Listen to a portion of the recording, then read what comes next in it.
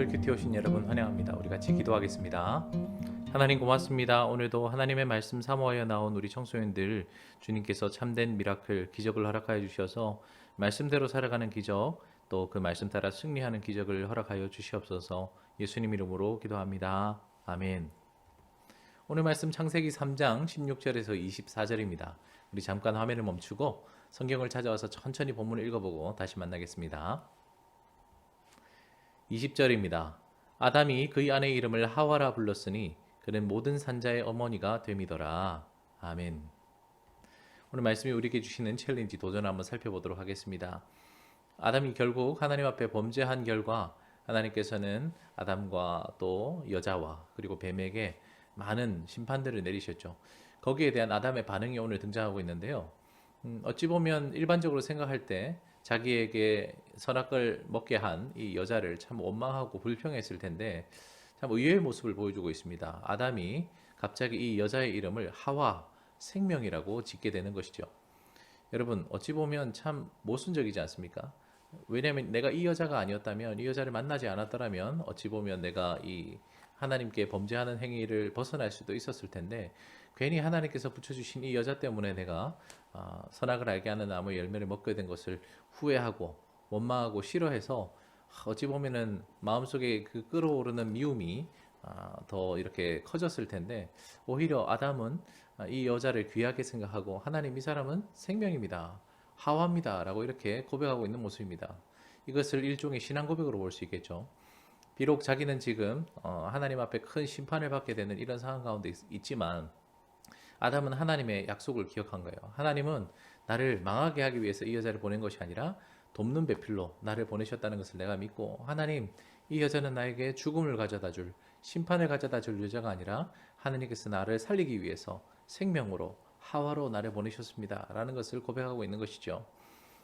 오늘 말씀을 따라 우리의 상황을 한번 살펴보면요. 우리 청소년 여러분은 혹시 쉽게 어떤 일이 생겼을 때, 어려움이 생겼을 때 포기하거나 망했다면서 아무것도 하지 못하고 그냥 포기하고 주저앉아 있지는 않습니까?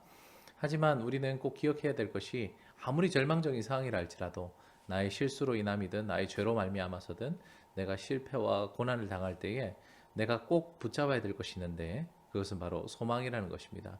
하나님께서는 나를 망하게 하려고 이 땅에 오게 하신 것이 아니라 나를 통해서 하나님 나라를 회복하려고 하나님의 위대한 사명을 감당하라고 나를 보내신 것을 믿고 하나님 저는 지금 힘들고 어렵지만 망하지 않을 것입니다. 저는 포기하지 않을 것입니다. 저는 하나님을 믿습니다. 하면서 내 인생에 하나님께서 주실 하와 생명을 기대했으면 좋겠습니다. 하나님께서는요 약속에 신실하신 분이시기 때문에 아담에게 하신 약속 내가 돕는 배필로서 내가 하와를 보낸다라는 이 말씀을 의지했고 또 하나님께서 아무리 큰 죄를 지었다 할지라도 나를 용서해 주실 것이라는 것을 신뢰하여 이겼던 이 아담의 모습을 우리가 역시 닮아가야 되지 않을까 싶습니다. 말씀을 따라 체인지 이제 우리의 삶에 어떤 변화가 필요할까요? 청소년 여러분 오늘도 혹시 쓰러졌습니까? 크고 작은 문제로 포기하고 있습니까? 절망하고 있습니까? 이 시간 다시 한번 이 말씀이 주시는 위로를 붙잡고 일어났으면 좋겠습니다.